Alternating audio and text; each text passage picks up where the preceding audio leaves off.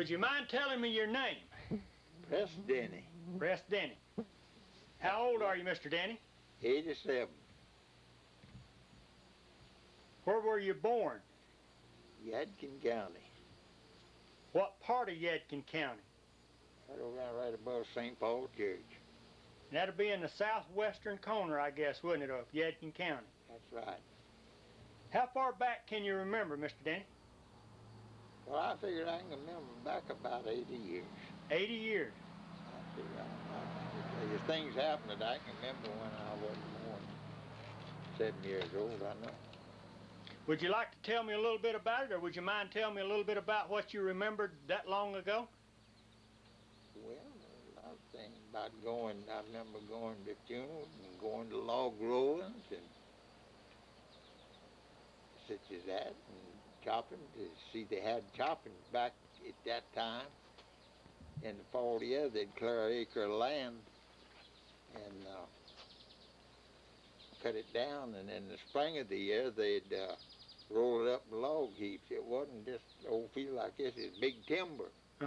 Trees 3 and 4 foot through. In the spring of the year, they'd have log rolling and roll them up together and then burn them logs. I can remember going to log rolling when I was just a little bitty fella. Going with them and be off out of the way. And that was to clear land, wasn't it? It wasn't for sawmilling or anything. That's the way they cleared the land. No, there wasn't no sawmill. Oh, there's a few around, old water mills, they called them. But there wasn't, the main thing was to clear the land. And neighbors and all, when you don't have chopping, they cut down about an acre in the fall of the year and then cut it up. In the spring of the year, they'd go in there and pile it, them logs and burn them. It's like heap better timber than any been for the last several years. Big forest pines, you know, big poplars, stuff like that, and they'd burn them, cut them, pile them up and burn them. Well, that, when you were, say, like about 5, 6, 7 years old, did they, where did you go to school back then, or did they have a close by school? One school up here at Old Shiloh. One-room schoolhouse? Yeah. How many teachers did you have, or do you remember? Well, it first started out as one teacher, and then they finally got 2, built a room to the house, and there was 2 teachers.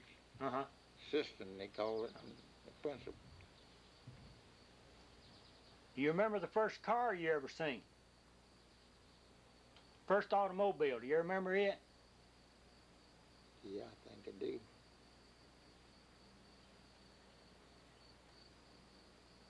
That is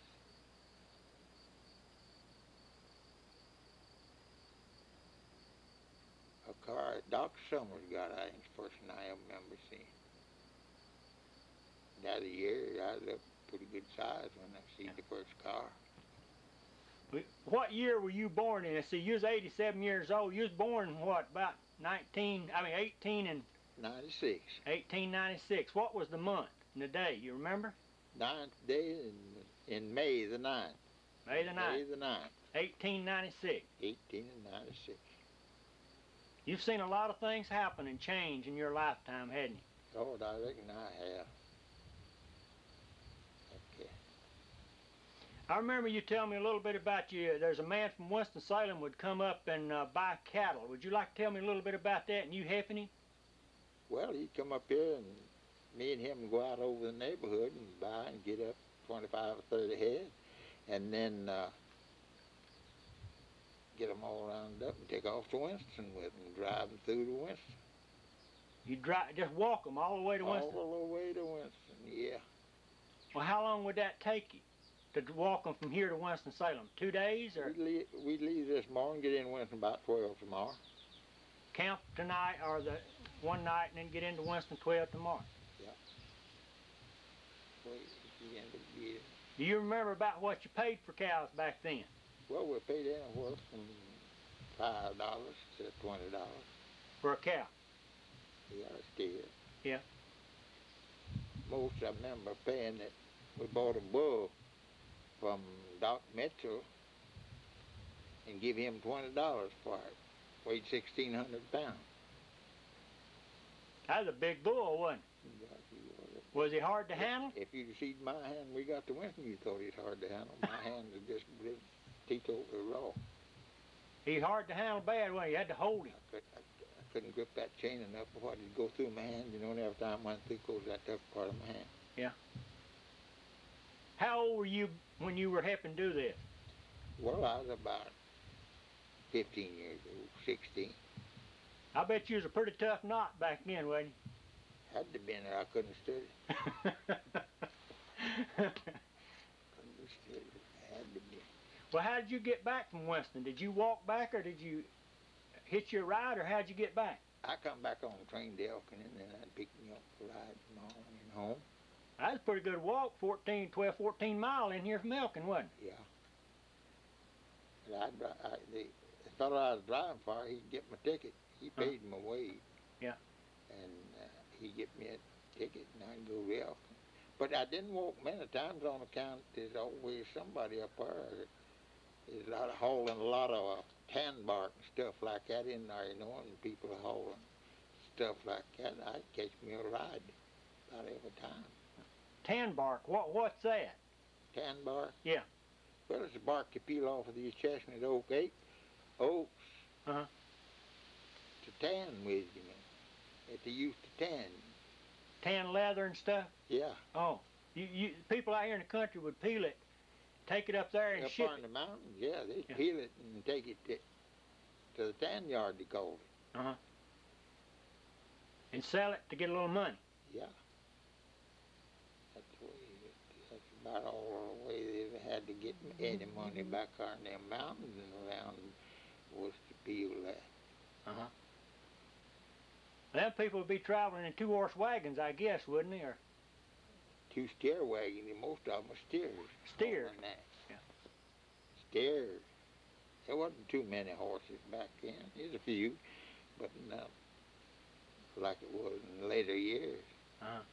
Yeah, I bet you worked an old steer right smart, hadn't you? Worked those steer a lot, yeah. Sure have. That's all my daddy had to farm with, and I can first recollect he had a big old red steer. Yeah. What was your daddy and mama's name? My daddy's named Alec, and my mammy's Marla Jane. Uh-huh. Well, how old were they when they died? Do you remember? About 84. They were about 84 years old when they died. Dad liked a little being 84, but my mammy was 84 when she died. Uh-huh. She died. Long-living people, wasn't it? Yeah. Did you have any brothers and sisters? I had 5 sisters. They're all still living, or? No, one dead. You got 4 living sisters? Yeah. Would you mind telling me their names? Well, my oldest and Bessie over here, Bessie Cummings. Uh-huh. And Hetty Messick, she lives in the west Uh-huh. now. And Viola, she lived down here in Arden. Uh-huh. And Beatty, that's the youngest baby sister, lives down in number below. Can't think of the name of the place. There's only one of the sisters, though, that moved out west. Is that right? The rest of them are all basically still in this territory here. Yeah, in this country. Yeah. West. Do you ever have a desire to go out west or think about it? I've been out there 3 or 4 times. Is that right? Yeah. Visiting, or did you go out there to work? I went out there to visit, but I worked on the I had put up some hay, worked in the hayfield while I was out there one time. And that's all, but I just out on a visit, but the man didn't have no hands. I mean, he couldn't get hands. Uh-huh. And I just volunteered to help him. Uh-huh. I bet that's a good trip, go out there and visit and work and then come back, wouldn't it? Yeah, it was a good trip. Sure was. Joel, do you have a question or two you might want to ask him? He was telling one time about wages. What's the first job you remember having? Remember how much you made? The first job you had, you know, on the farm, helping somebody else, and you remember what you made?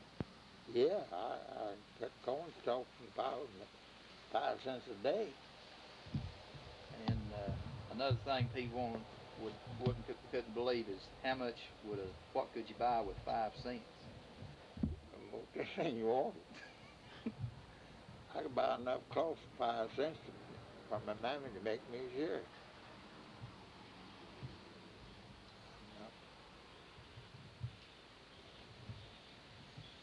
You was talking about going out west a while ago. You remember what you told that fella? What happened to your thumb out there? Yeah, I remember what I told him. I was at the bus station, and that kind of a quizzy fella, and he wanted to know everything they said outside. So he sees me and the thumb was gone. I declare, he said, what went with your thumb? I told him I wore it out, a thumb in my way. That's pretty good. You wore it out, thumbing your way out. Do you mind telling me how you did lose your thumb? Sawed-off sawmill, right down yonder below where I stay. Sawed off with a sawmill? Yeah. Did you fall into the saw or just No, it was strip coating saw and coating my saw caught a strip and then coating my sleeve and jerked my hand into the saw. Uh-huh. That's the way it done. How old were you when you lost that thumb? I lost it in 38. 1938? Another thing, press fired a boiler a lot. What time do you have to get up in the morning and get that thing started? 4 o'clock. You're talking about a boiler. Now, what's a boiler? Steam engine where you run with steam, where they used to saw with. Oh. And you had to fire that thing? Yeah.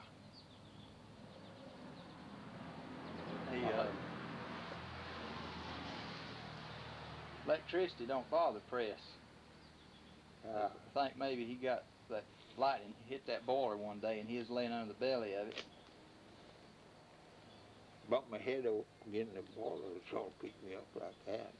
Didn't hurt. He can put his hand on a spark plug of a chainsaw. Things like that don't bother. Stop it. You can't feel it in an electric fence. You can't feel that electricity anymore? Ain't the last time I ever tried it, I couldn't. Well, lightning struck that boiler and run off on you? Yeah, shocked the whole crowd was around now. I think it hit the boiler. Laid it down like it.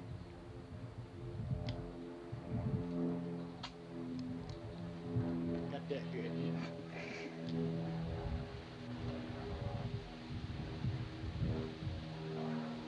What kind of crops did you raise back when you was a little boy? We just raised corn, wheat, and peanut, peas, something like that. Raised any tobacco? Well, that's not much. When I was just a kid, there wasn't much back for me. And what most of it was raised then was just raised what they chewed and smoked and air cured it and like that. Cut it, hang it up, let it air cure. You didn't cure it like they do this day and time No, with sir. a tobacco barn and... No. No, they didn't cure it like they did do now by law. Well, your corn, you just grow it more or less to feed your cows and your hogs or something, or did you grow it to sell? No, gosh, there wasn't nothing made to sell. You're lucky if you made enough to do you. That can't make. Well, after cutting that timber off and burning off them new grounds and everything, it's kind of hard to put out a crop, wasn't it? It's sort of tough for a few years like they done then. But it wasn't bad when they went to plowing. They went to cutting roots and piling them when there's all tough then first. I mean now, they cut, plow, pick off roots and pile them and burn them and all over this patch and put it in corn. It'd make pretty good corn, but it won't make as good. It wouldn't make as good a corn the first year as it did the second year. I wonder why that was. Well, the ground was too. They said it was too fresh. Oh. Well, did you have any fertilizer to put on there, or just? I didn't know what fertilizer was. Not that age. They just didn't have it, did they?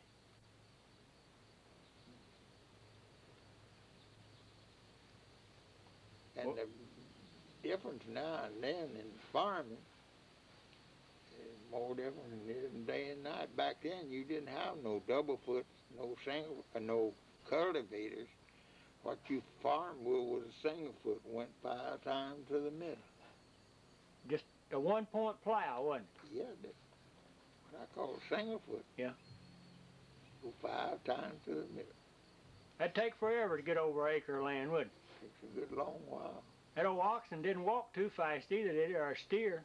Nah, he didn't try to jerk the handles out of your hand, though. Them roots, though, I bet was a pain. He'd stop pretty quick when he hit a root, wouldn't he? Yeah. No, he wouldn't. The biggest trouble in hitting roots, he just leaned over on that collar and looked like tried to break it. You had pretty tough to get him to back up so he can put his plow. Oh. He plowing the single foot up, you never plowed the one, but you get in root, and the single foot will go down under the root like that. Uh-huh. I'll place him and give him back. He'd aggravating about that. Give him back. He just leant over and I think he thought that he'd break it. Uh-huh. And go on. Had the biggest trouble plowing in roots.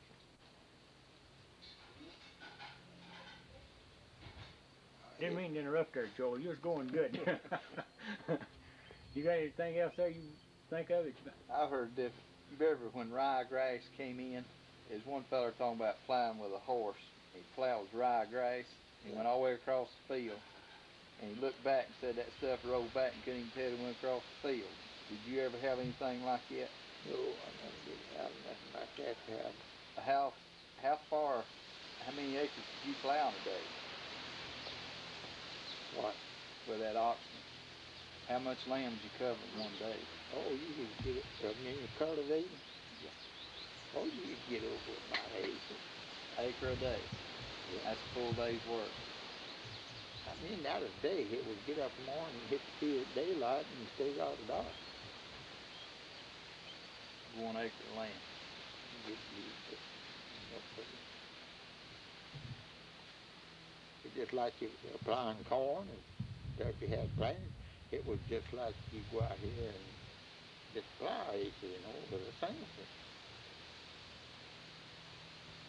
That'd be different any time as you going across as you would if you were breaking your land.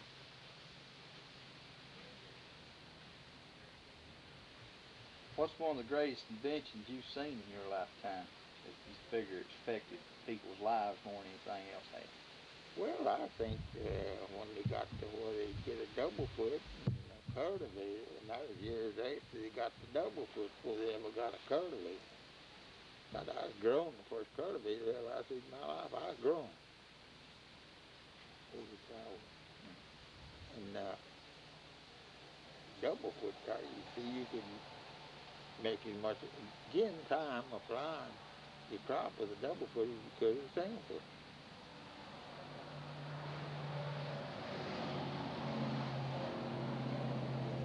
How about electricity? All come down from up there that we had then. And no electricity nowhere.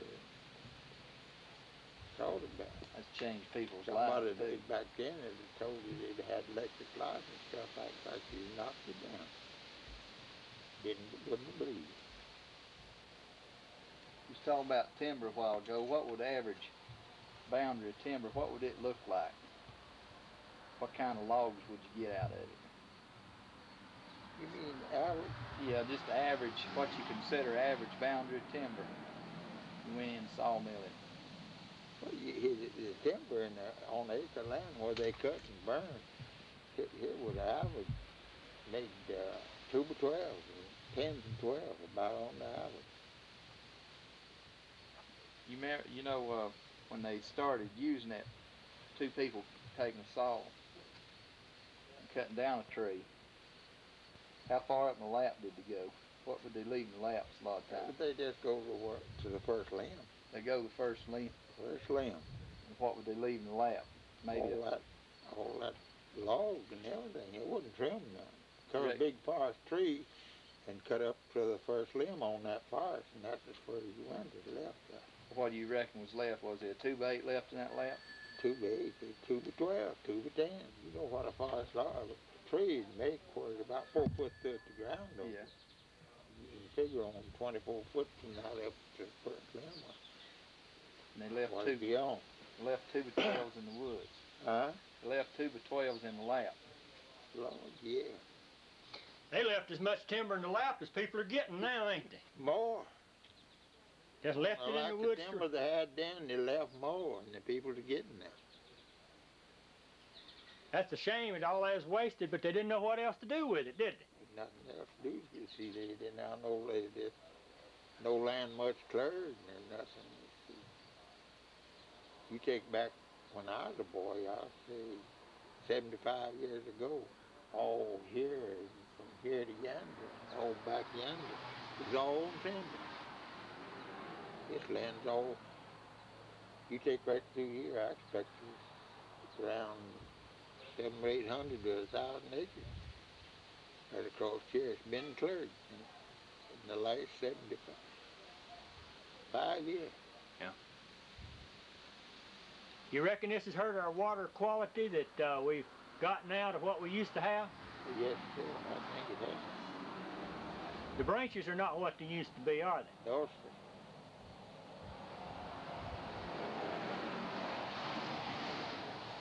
The branches run deeper than they do now. Oh, yeah.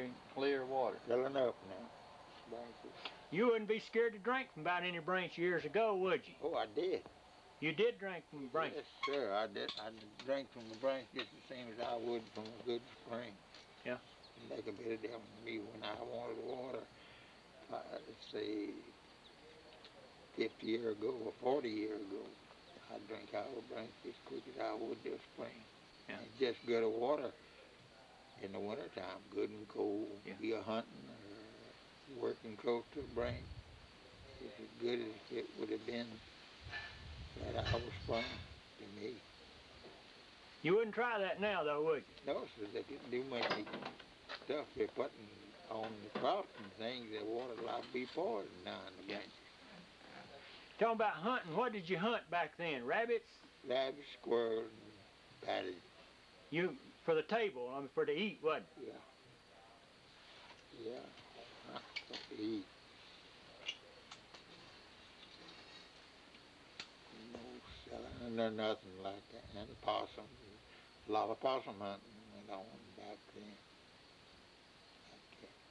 Press, I've seen you pull turtles out from under a bank of a creek.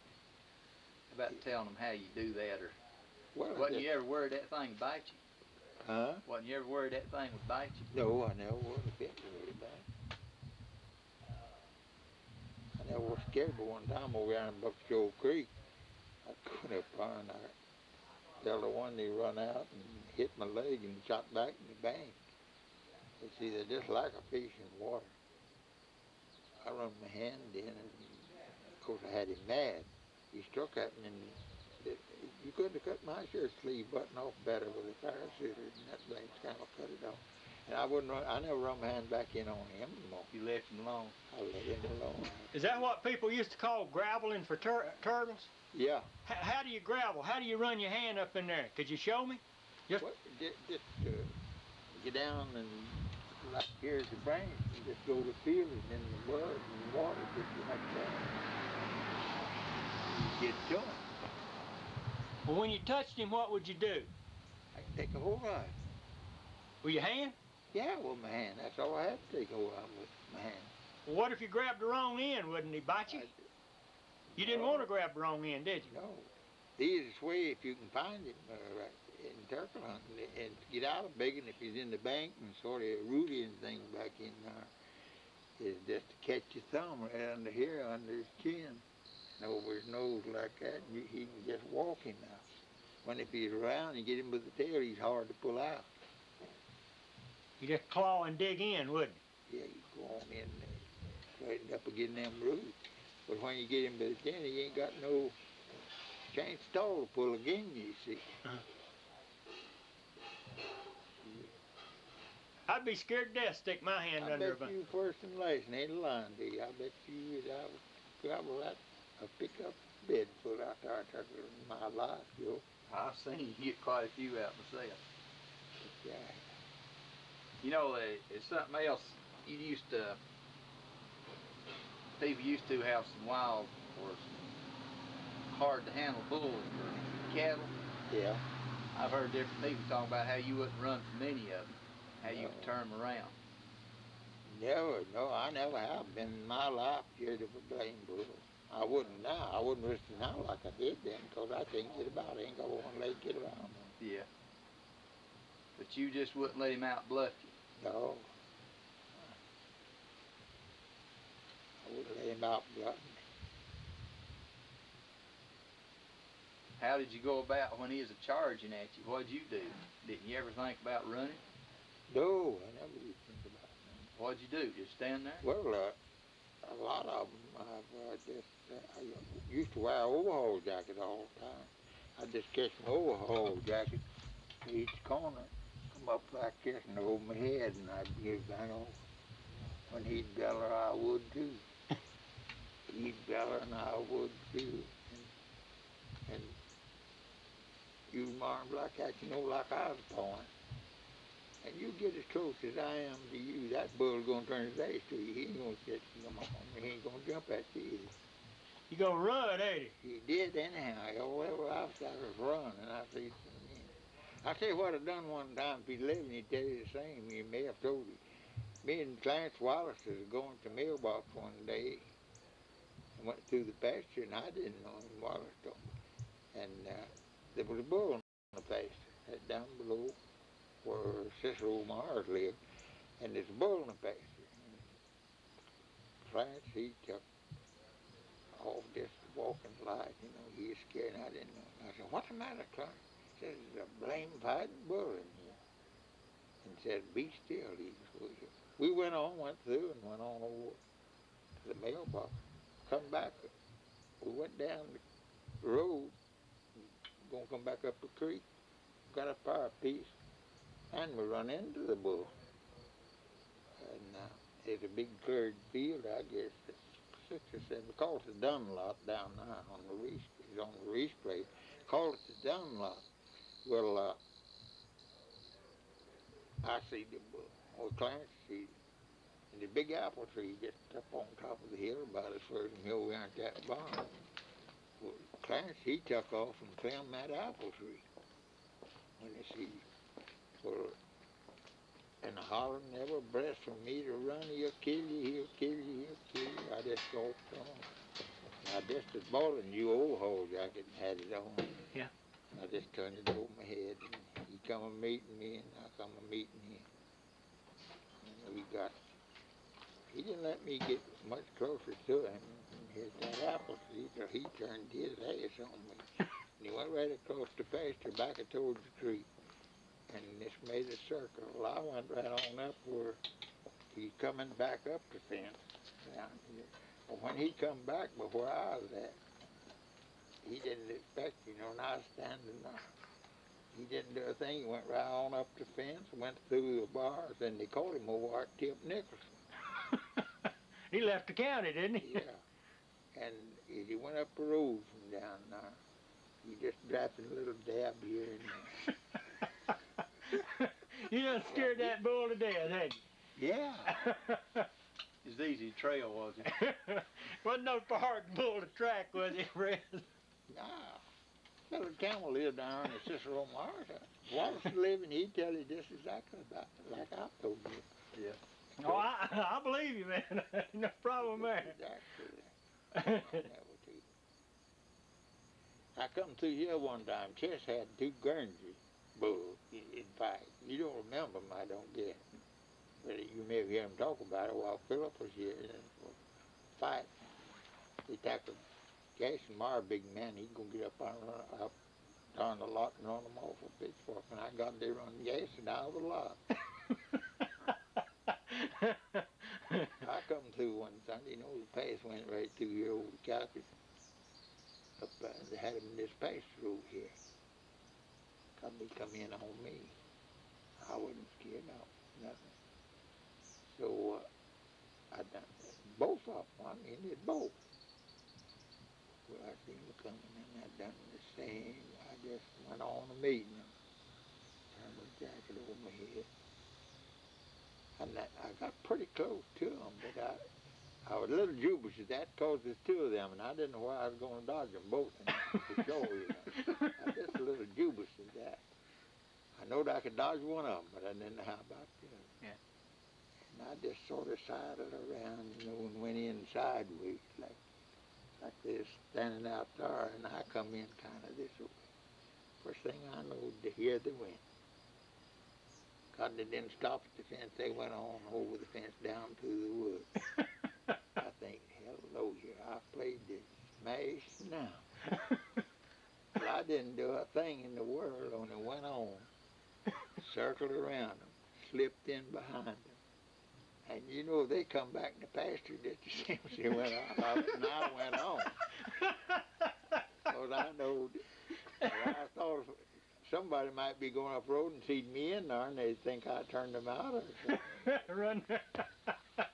And them bulls come back and jump that fence, and gosh, last time I see them, they was coming on here, and didn't yet hear at the barn. Now that ain't no joke. That's God's truth. Well, I told You just went on about your business when you I put them went back. on this is unconcerned, nothing happened. I've heard people doing dogs that way too. Yeah. I noticed old Philip Templeton years ago. He'd always take his hat off and put towards a dog, and that dog would turn. You know, wouldn't come at him. Yeah. I never knew that trick. Yeah.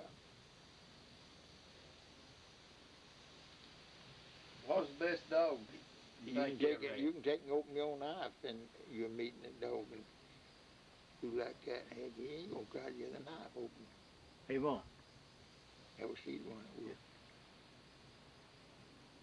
What's the best dog you ever had, Press? I remember you having quite a few. Gosh, I've had so many good dogs. It'd be hard for me to explain just which was the best. Well, tell me about that sorry one. You told me about one of the Sarsons you had the other day, and I thought that would give a lot of people. It was a red bone, the Sarson I ever had. A young dog, about a year old, year and a half.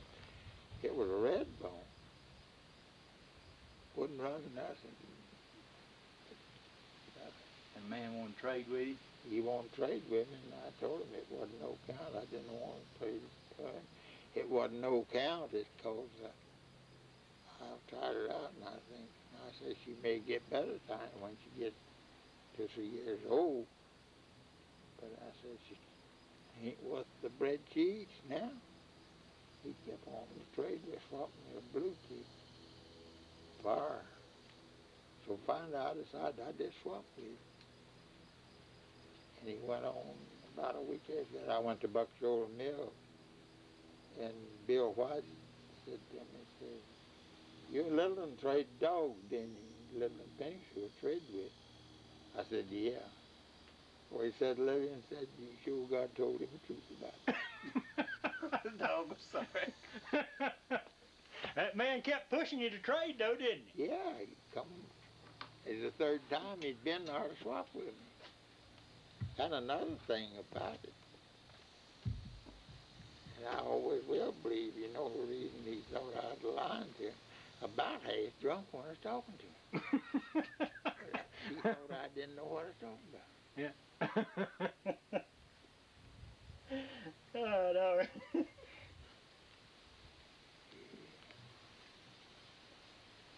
you ever do much coon hunting? Not too much.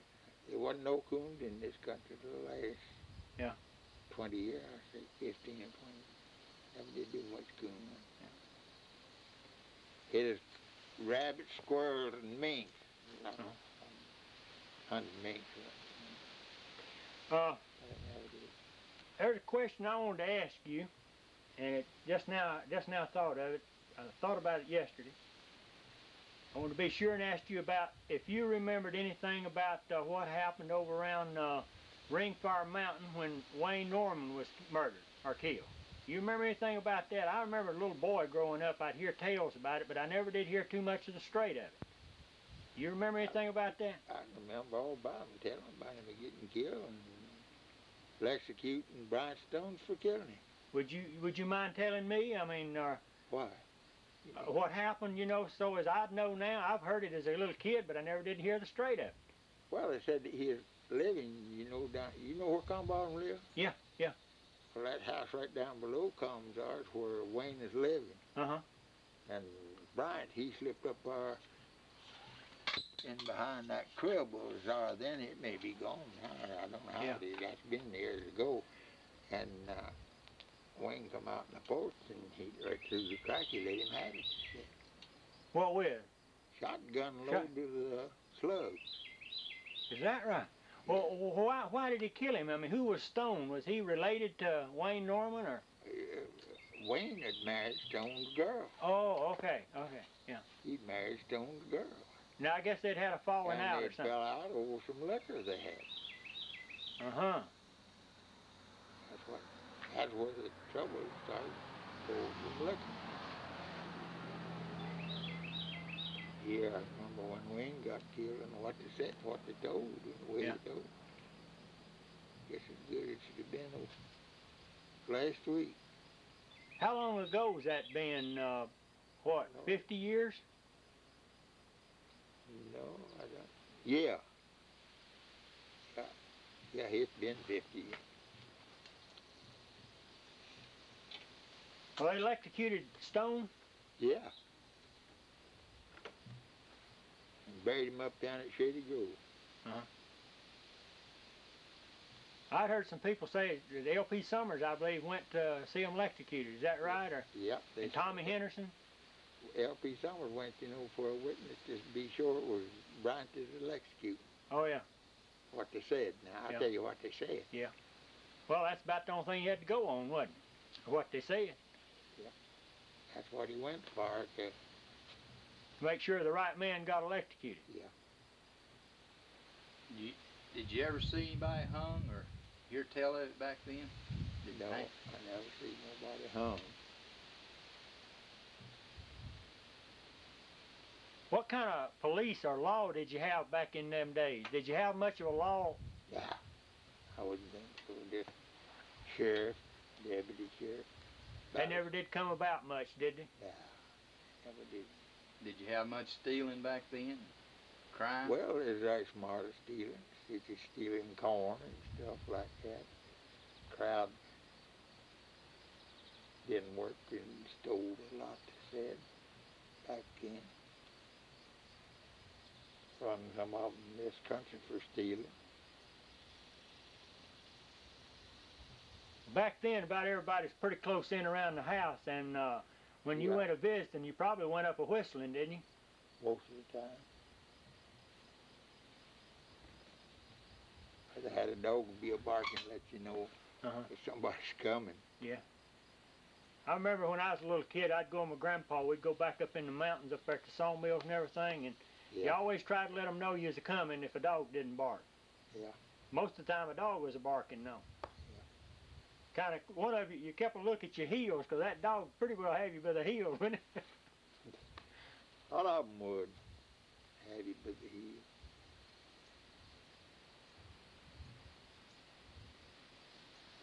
You remember the first airplane you ever seen? Yeah. I bet you thought that was something else up there in the air, wasn't it? I just sure did. Yeah, I remember when I first did my everything. Whereabouts was you? Out of working, or? No, it come across you over there where I was raised at. Come across. First thing I ever seen. You'd heard tell that there was airplanes, I know. Yeah, I'd hear yell at airplanes, hear them talking about them, but I had never seen one. And it sounded funny to me, and I heard something and couldn't see nothing on the ground coming, and I began to look up, and it was up in the air. Have you ever rode an airplane? No, sir. And I ain't got no time set to ride. In other words, you must be about like Z. Johnson said he was. He would ride as long as he'd keep one foot on the ground. Yeah. That sounded like what Wallace said. He said he'd climb as high as anybody wanted him to, as long as he'd keep one foot on the ground. That's pretty good.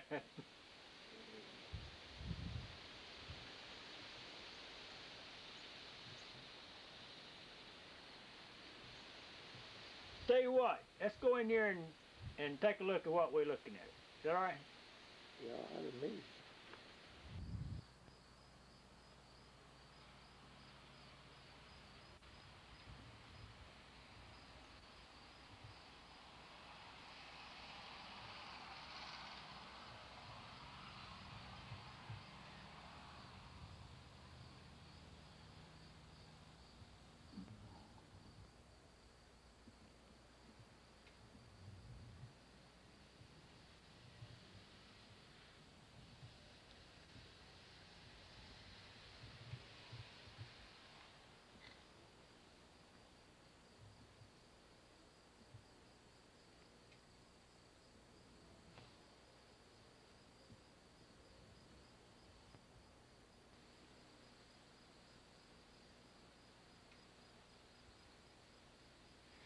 Mr. Denny, can you tell me what that plow is there, the name of it? Singlefoot. The Singlefoot. Singlefoot, what they always called it. Is this what you started plowing with when you was young? That's what I started plowing with. Singlefoot plow on it was wooden foot and everything made out of wood. Everything is made out of wood except the point? Yeah, everything made out of wood and had a homemade plow on it. And bolt, you know, they had a bolt went through there. And had it, when it back in them wooden, they had a bolt on it. I mean, went through, but there wasn't no screws. You had a hole in there. You had to put washers on and drive a screw in, kind of a flat screw, you know, and the further it went, the tighter it gets. You understand what I'm talking about? Yeah. That's all the metal it was about it. The rest of it all wood. And that's a Singlefoot. Singlefoot plow, that's what it is. Well, when you first started plowing, you plowed with what, with an oxen? Yeah. Now, oxen is a male cow, or a male bull, in other words, it's been trimmed. Yeah. Been castrated. Yeah, call it a steer. He's a steer. Yeah, call him a steer. You take and cut one, you know, they call him an oxen or a steer. That's the way I was raised. That's what I know. That's what it was. You know, I may need to get my other microphone out here. This may be a little bit too far away for that one. And I'm going to shut down and go get that other microphone. Okay? Okay, it's just up to you. I've enjoyed.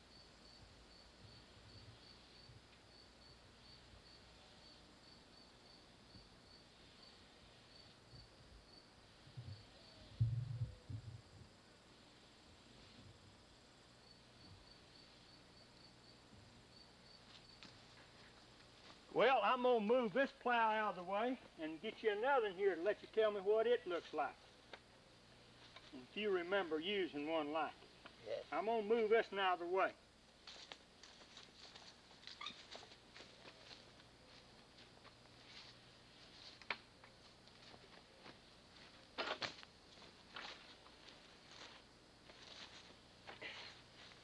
Now, what do you call this one? Double foot.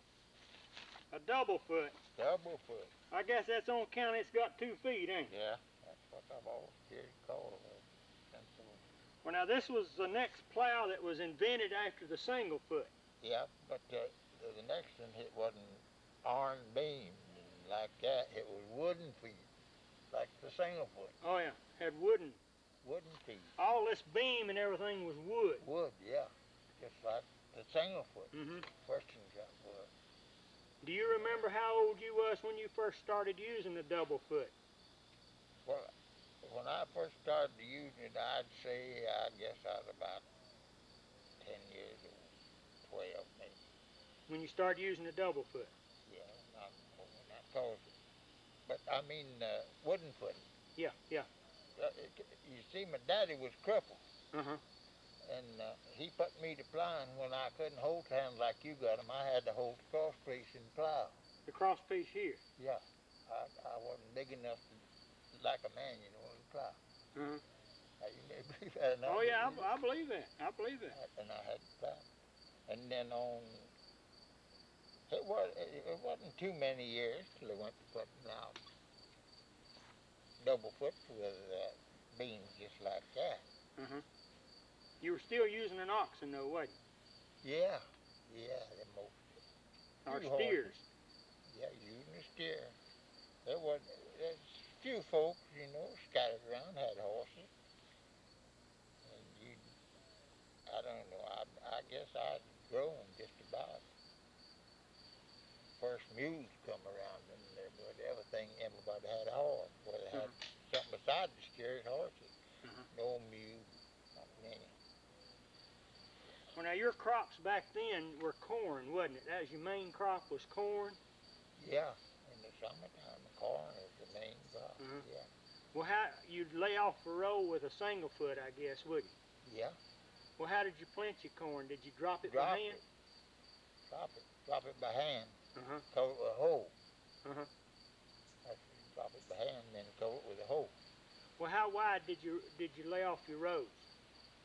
We laid them off about 3.5 foot. Uh-huh. And then how far apart did you plant your corn? 3 foot. In the row you plant 3 foot apart. Yeah. And the rows would be 3.5 foot apart. Yeah. Well, did you ever do what they call checkering it? Yeah, where the square field, you know, you like, might say this yard here, where it's about as far that way, and that way, you can check this field, you know, square like, yeah, we checked a lot of, you might say an acre, just cleared off about a square acre, you know, we check it. That way you could plow it both ways, couldn't you? Yeah, plow it both ways, and when we checked it, we just dropped the corn right in. Where the two plows crossed. Yeah. 2 rows crossed, in other words. Yeah, right in the looked like a checkerboard, wouldn't it? Yeah. I guess that's where they got the name check. Check. Well, now, when did you plant your corn? What time of year? About the 1st of March. 1st of March. Yeah. And it'd be coming up in just a little while, wouldn't it? Oh, yeah. It was hot weather. I can name it hot weather in March. On that. And when it got hot in the spring of the year, it stayed hot that summer, I mean. But Well, how long did you plow the corn till it tasseled? Plowed it and chopped out in it till it had roasting ears on it. I mean, many roasting ears, you may not believe that, but when I was growing up, them long days, I'd get hungry. I'd just pull me off with a roasting ear and eat a raw roasting ear. I loved it. Right in the field, now, that ain't no joke. Yeah. I've done it. Beat going to the house, didn't it? Yeah. And back when I was growing up, there's a lot of maypops. You know what I'm talking about. Yeah. Maypop that grows out in the field. More, yeah. Big old maypop had a bulb on it about that big. Yeah. He'd get ripe and dry up, fall off. And man, I eat on them. They'd be ripened in the cornfield. You couldn't keep the confines things cut down. You go over tomorrow and chop them off, or today, I mean, go back tomorrow, they'd be up that high. Some people call them mollypops, didn't they? That's right. Maypops, mollypops, stuff like that. Yeah. Well, you had an old apple tree, I guess, around in the field somewhere too, didn't you, or did you? No, had the apple orchard to itself. Over to itself? Yeah, had the apple orchard. Well, back then, you didn't have no stock law much, did you? No. Cows would run loose and you'd have to fence in your fields, wouldn't you? Yeah, back that before I was old enough, before I was born. The stock law come in just before I was born. But before then, they run and just fenced in your crop, turn your cows loose in the spring of the year.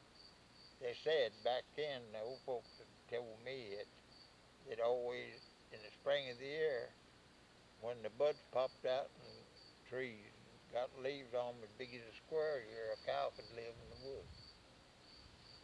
When the leaves got big as a squirrel's ear, a cow could live in the woods. In the woods. And when it had them up that winter, you know, they just turned them out and let them go like that. When back then, did they brand the cows to how they? Yeah, there's all marked. Had a notch in their ear or something. Notch in their ear or mark something. They had marked so you could tell whose cows it was, you know. Yeah, they had marks. Well, you would turn out if you had 2 or 3 cows and run out all summer, you had yearlings, you know, or something. That fall, you wouldn't have known where everybody knows his mark, you know. Well, now, I got another tool over here I'm going to bring up next, and I want you to tell me what it is, because it runs about the same time that these plows was in their day. So I'm going to lay this one over and let you tell me what that other one is. Okay.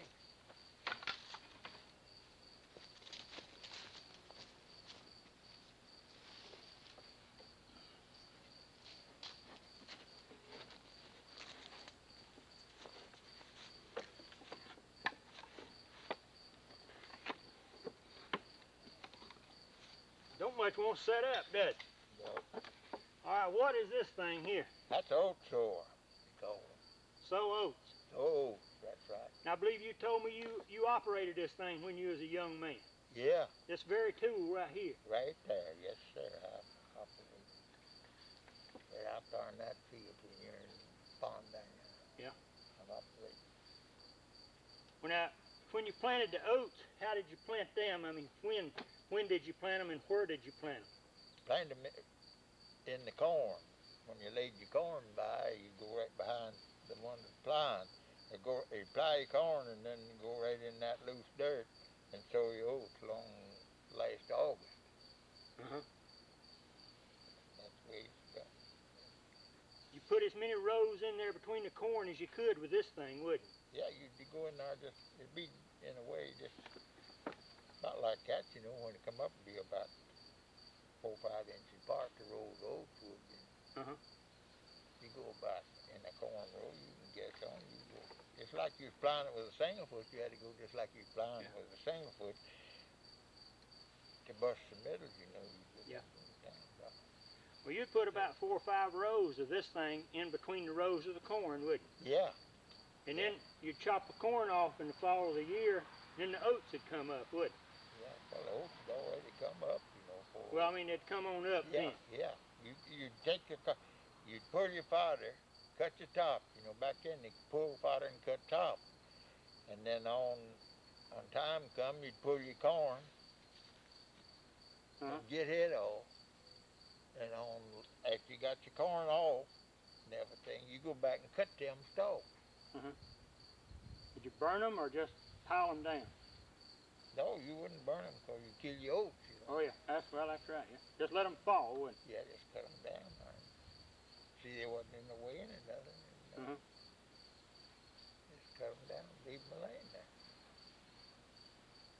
How about that? So this thing right here must be at least 80 years old then, ain't it? A bit of that. Or old? I don't know, to tell you the truth, I don't know how old it was when I was sowing with it. Not long about 1917. 1917 you were using this? Yeah, what you get about 16, 17, something like close to it. Well, I finally found out today, after all these years, what this machine is for then. Well, that's exactly I'd always thought it was a cotton planter, but it ain't. It's an oat planter. No, sir, it's an oat sower. No, you couldn't, Bobby, you couldn't get cotton through that at all. You see that cotton seed. You know, you see they all blended and white. Yeah, and you see this thing here, so many years. And this here thing here run, you know, the stereo, keep them going, push them through that hole, I see. You understand it? Yeah, I understand it now. Now that after I had somebody tell me that knew what they was talking about. Yeah. Well, I sure appreciate it. I'm going to lay this on the side and I'm going to bring you something else. Well, that's exactly right.